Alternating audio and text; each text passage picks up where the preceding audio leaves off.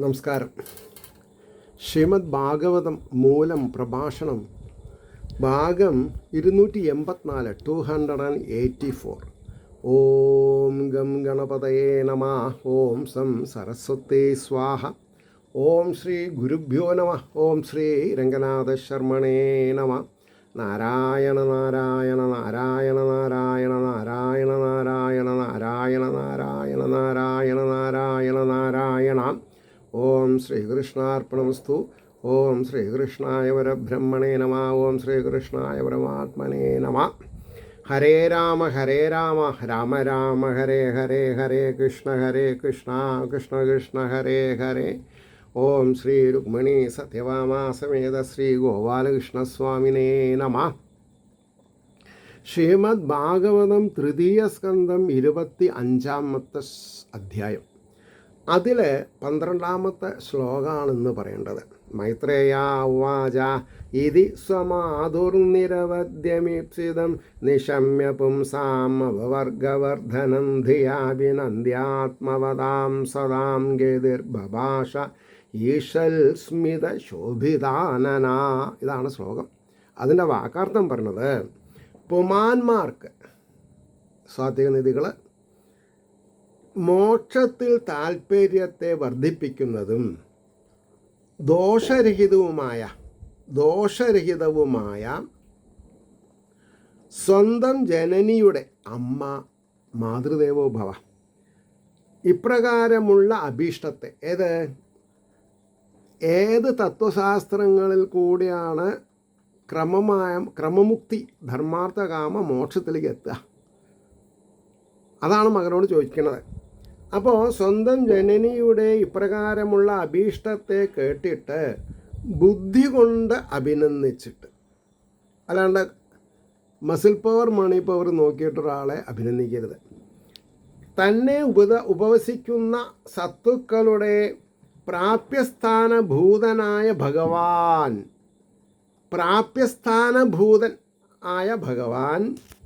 അല്പമായ മന്ദഹാസത്താൽ ശോഭിച്ചിരിക്കുന്ന മുഖത്തോടു കൂടിയവനായിട്ട് സംസാരിച്ചു. ഇനി അതിൻ്റെ ഭാവാർത്ഥം ശ്രദ്ധിക്കാം. മൈത്രേയനും പറഞ്ഞു, എന്താ? ജീവിതക്ലേശം അനുഭവിക്കുന്നവർക്ക് തൻ നിവൃത്തികരമായ പ്രവൃത്തിയല്ല, നിവൃത്തി, സൊല്യൂഷൻസ് ആൾവേസ്. ഇപ്പോൾ ഞാനൊരു സ്റ്റെനോഗ്രാഫർ എന്നുള്ള നിലയ്ക്ക് 77 സർവീസ് തുടങ്ങി 2012 അവസാനിപ്പിച്ചത്. അപ്പോൾ ഒരുപാട് കാര്യങ്ങൾ മനസ്സിലാക്കിയിട്ടുണ്ട്. ഏത് മീറ്റിങ്ങിനും അജണ്ട ഉണ്ടാവും. അജണ്ട ചിലപ്പോൾ ഡിസ്ക്രിപ്റ്റീവ്, അതിൻ്റെ ഓരോ ways and means plus minus ഒക്കെ വർണ്ണിച്ചിട്ടുണ്ടാവും. 1.5 പേജ് ഉണ്ടാവും. അവസാനം പറയും ദിസ് മേ ബി കൺസിഡേർഡ്. അപ്പോൾ കൺസിഡേർഡ് എന്ന് പറയും. അല്ലെങ്കിൽ പറയും ഇറ്റ് ഈസ് എന്താണെന്ന് പറയുക, പുട്ട് ഇൻ അബേയൻസ്, പെൻഡിങ്ങിൽ വെച്ചിട്ടുണ്ട്, അടുത്ത മീറ്റിങ്ങിൽ നോക്കാം. അല്ലെങ്കിൽ പറയും ഓക്കെ ഡൺ. അപ്പോൾ റിസോൾവ്ഡ് എന്നായി. അപ്പോൾ റെസൊല്യൂഷൻസ് ടു ബി റിസോൾവ്ഡ്. അപ്പോൾ ജീവിതക്ലേശം അനുഭവിക്കുന്നവർക്ക് തന്നിവൃത്തികരമായ, അതായത് ജീവിതക്ലേശം ഇല്ലാത്തൊരവസ്ഥയെ പ്രാപിക്കാൻ മോക്ഷമാർഗത്തിൽ ആഗ്രഹത്തെ വർദ്ധിപ്പിക്കുന്നതും നിർദോഷവുമായ സ്വമാതാവിൻ്റെ ഇപ്രകാരമുള്ള ആഗ്രഹത്തെ കേട്ടപ്പോൾ ആ ചോദ്യത്തെ മനസ്സാ അഭിനന്ദിച്ച ശേഷം തന്നെ ഭജിക്കുന്നവരുടെ തന്നെ ഭജിക്കുന്നവർക്ക് ഫലം കൊടുക്കുന്ന ഭഗവാൻ അല്പമായ മന്ദഹാസത്താൽ ശോഭിച്ചിരിക്കുന്ന മുഖകമലത്താൽ സാക്ഷാൽ നാരായണൻ കർദമ പ്രജാപതിക്ക് 9 പെൺമക്കളുണ്ടായതിൻ്റെ ശേഷം ഒരാൺകുട്ടി ഉണ്ടായി. എന്തിനു വേണ്ടിയിട്ട്? ഭഗവാൻ തന്നെ വന്ന് പറഞ്ഞു എന്നാണ് പറഞ്ഞത്. സാഖ്യായോഗ തൽപരനാവാൻ വേണ്ടിയിട്ട്, അതിൻ്റെ പ്രവാചകനാവാൻ വേണ്ടിയിട്ട്. അതാണ് ആ മന്ദഹാസത്താൽ ശോഭിച്ചിരിക്കുന്ന മുഖകമലത്താൽ മാതാവിനെക്കുറിച്ചുള്ള പ്രസാദത്തെ പ്രകാശിപ്പിച്ചു കൊണ്ടുപറഞ്ഞു. ശ്രീ ഭഗവാനുവാചാം 13-ാമത്തെ ശ്ലോകം. യോഗ ആധ്യാത്മിക പുംസാം മതോ നിശ്രേയസായ മേ അത്യന്തോപരതിരത്ര ദുഃഖസ്യാച സുഖസ്യ ചാം. പുമാന്മാരുടെ മോക്ഷത്തിനായിക്കൊണ്ട് ആത്മസാക്ഷാത്കാര ലക്ഷണമായ യോഗം, അത് വളരെ ശ്രദ്ധിക്കേണ്ടതാണ്. ആത്മസാക്ഷാത്കാര ലക്ഷണമായ യോഗം എനിക്ക് സമ്മതം. യാതൊന്നിൽ ദുഃഖത്തിൻ്റെയും സുഖത്തിൻ്റെയും അന്ത്യമായ നിവൃത്തി ഭവിക്കുന്നു. അതായത് ഈ സുഖം ദുഃഖം എന്നുള്ളത് ദ്വന്ദ്വാണേ. ദ്വന്ദ്വം മാറണം, എന്നിട്ട് അദ്വൈതമാവണം.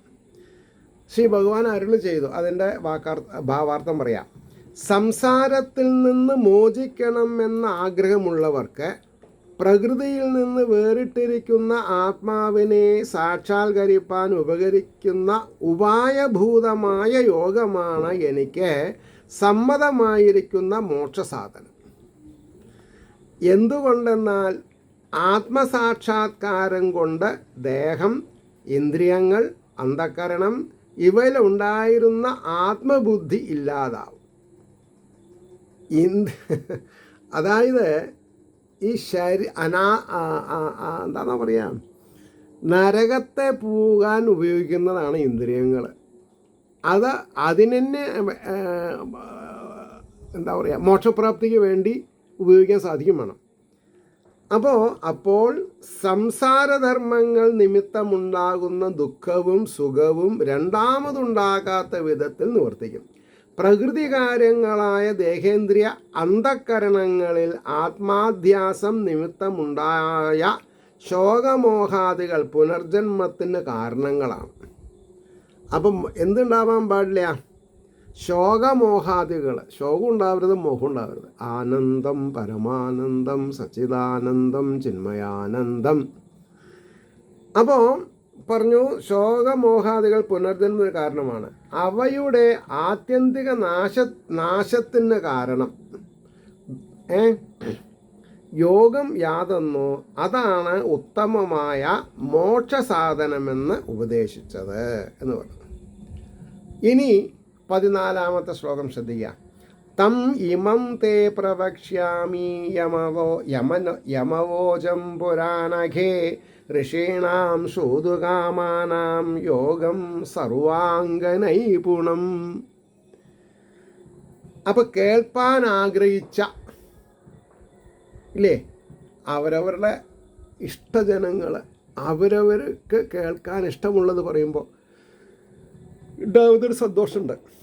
അപ്പോൾ കേൾപ്പാൻ ആഗ്രഹിച്ച ഋഷികളോട് സർവാംഗങ്ങളോടും ചേർന്ന് നിപുണമായിരിക്കുന്ന ഏതൊരു യോഗത്തെ പണ്ട് ഞാൻ വചിച്ചുവോ, ഞാൻ പറഞ്ഞുവോ, നിഷ്പാപേ ആ ഇതിനെ ഭവതിയോട് പറയാം.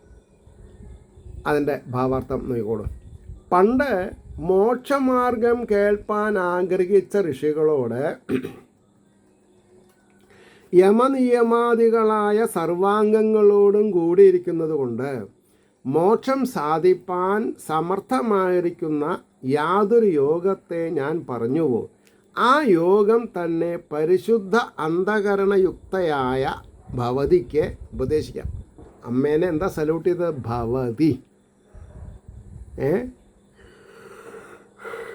15-ാമത്തെ ശ്ലോകം. ചേത ഗല്യസ്യ ബന്ധായ മുക്തയേ ച ആത്മനോ മതം ഗുണേഷു സക്തം ബന്ധായ രഥം വാ പുംസി മുക്തയേ. ഈ ജീവൻ്റെ ബന്ധത്തിനും മുക്തിക്കും മനസ്സ് തന്നെ കാരണം.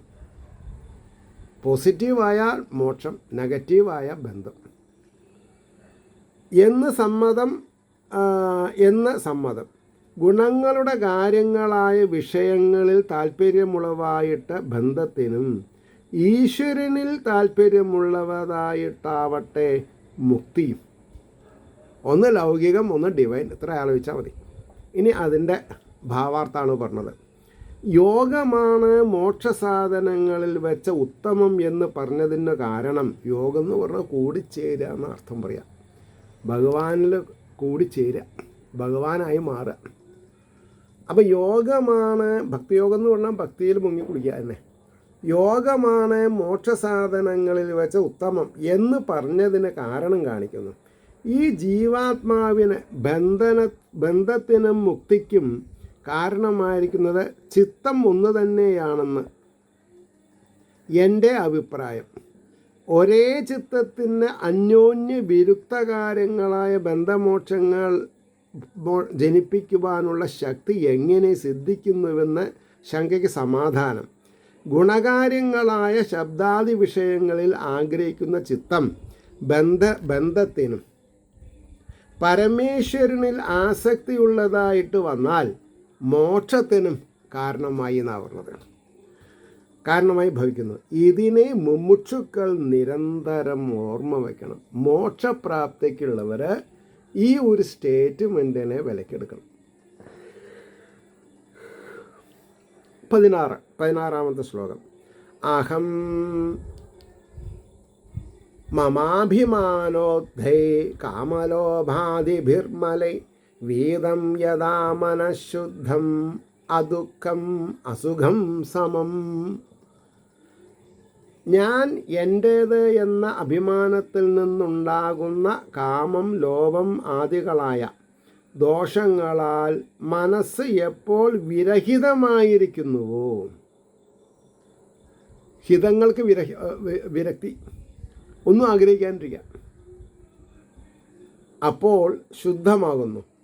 ദുഃഖമില്ലാത്തതും സുഖമില്ലാത്തതും തുല്യവുമാകുന്നു. അതായത് ദുഃഖമില്ലാത്തതും സുഖമില്ലാത്തതും തുല്യവുമാകുന്നു. വലിയൊരു വേദാന്തമാണ് ഇതൊക്കെ. ഇനി അതിൻ്റെ ഭാവാർത്ഥം കേൾക്കണം.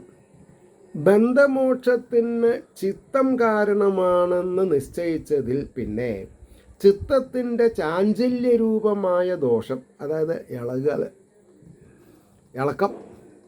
അപ്പോൾ ചാഞ്ചല്യരൂപമായ ദോഷം എല്ലാറ്റിനും ഉണ്ട്. ഇത് ചാഞ്ചല്യരൂപമായ ദോഷം അതിന് അശുദ്ധിയെയും അതിൻ്റെ അഭാവം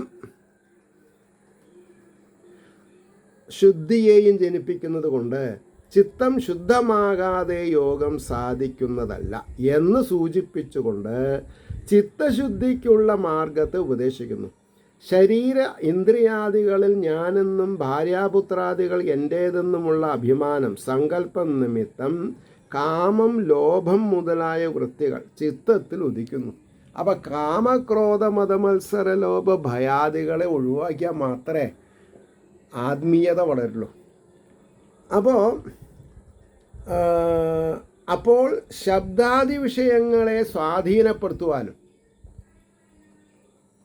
സ്വാധീനപ്പെട്ടാൽ തന്നെ അതിൽ തൃപ്തിപ്പെടാതെ പുനരഭി വർദ്ധിപ്പിക്കുവാനും നിരന്തരം പരിശ്രമിക്കുന്നു. ഈ വിധം ചലിക്കുന്ന സ്വഭാവത്തെയാണ് ചിത്തത്തിൻ്റെ മലം അല്ലെങ്കിൽ ദോഷം എന്ന് പറയുന്നത്. ഈ ദോഷങ്ങളോടുള്ള ചർച്ച ചിത്തത്തിനില്ലെന്ന് വന്നാൽ അത് ശുദ്ധമായി ആധ്യാത്മികമായി.